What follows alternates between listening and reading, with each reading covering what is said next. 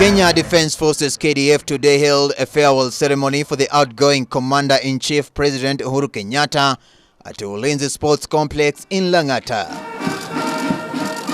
Chief of Defence Forces General Robert Kibochi lauding President Kenyatta for leaving behind what he described as the finest military forces in Africa. Your Excellency, you must be proud as you relinquish command on Tuesday that you have left behind one of the finest military institutions in this continent.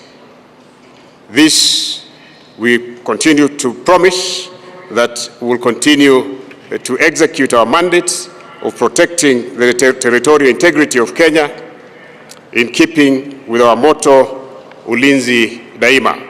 Uhuru on several occasions confessed his love affair with the military and urged Kenyans to emulate their discipline and integrity.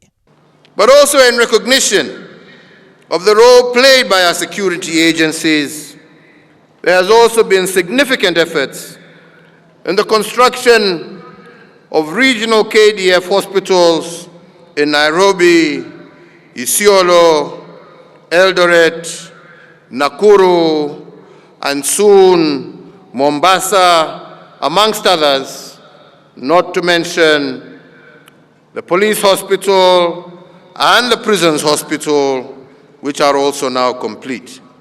President Kenyatta going on to unleash his scorecard, saying he invested heavily in security resources, much to benefit of Kenyans. Investing in the capabilities of the security agenda and agencies was critical to my agenda.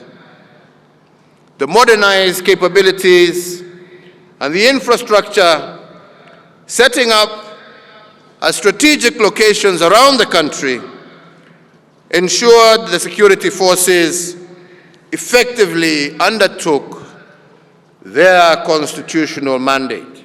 The president said throughout his leadership, he has been a champion of women empowerment and gender equity.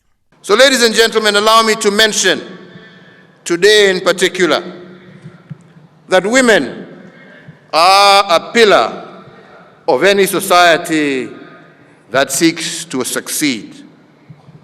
They have the potential to influence positive change. And indeed, in the last 10 years, my administration adopted initiatives that saw Kenya spring on the course of realizing gender equality.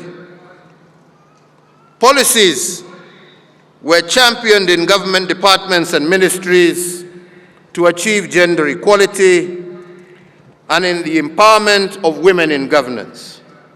And indeed, today, we have two ladies with us, Ambassador Rachel Omamo, as well as Dr. Monica Juma, who, at one stage or another, were cabinet secretaries in the Ministry of Defense, while we also have our First Lady General Officer, Major General Fatuma Ahmed, and I believe that all of this is progress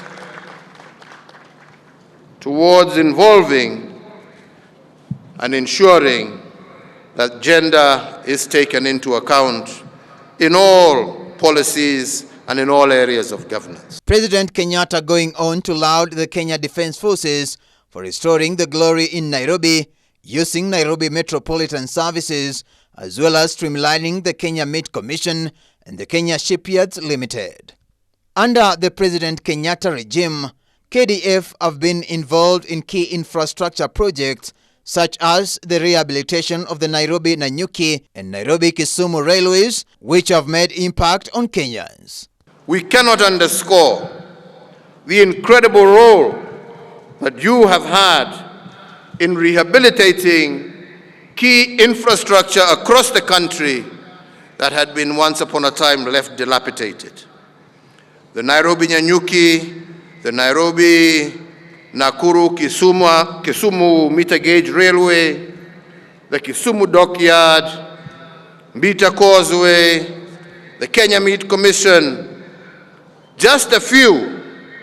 And all these are a dream that have come true to many Kenyans whose contribution to livelihoods our people will be hugely impactful, especially to those who live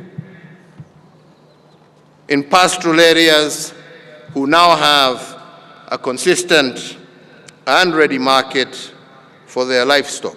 The establishment of the National Defense University Kenya is set to spearhead strategic scholarly discourse in security while safeguarding Kenya's interest in the national arena. On the other hand, as has been stated, the National Defense University Kenya will also spearhead strategic scholarly discourse in security while safeguarding Kenya's interests in the national as well as in the regional arena. Among the constitutional powers a president enjoys as per Chapter 9, Article 132 of the Constitution is nomination with approval of the National Assembly appointment and dismissal of key officials within his government. Let us pray.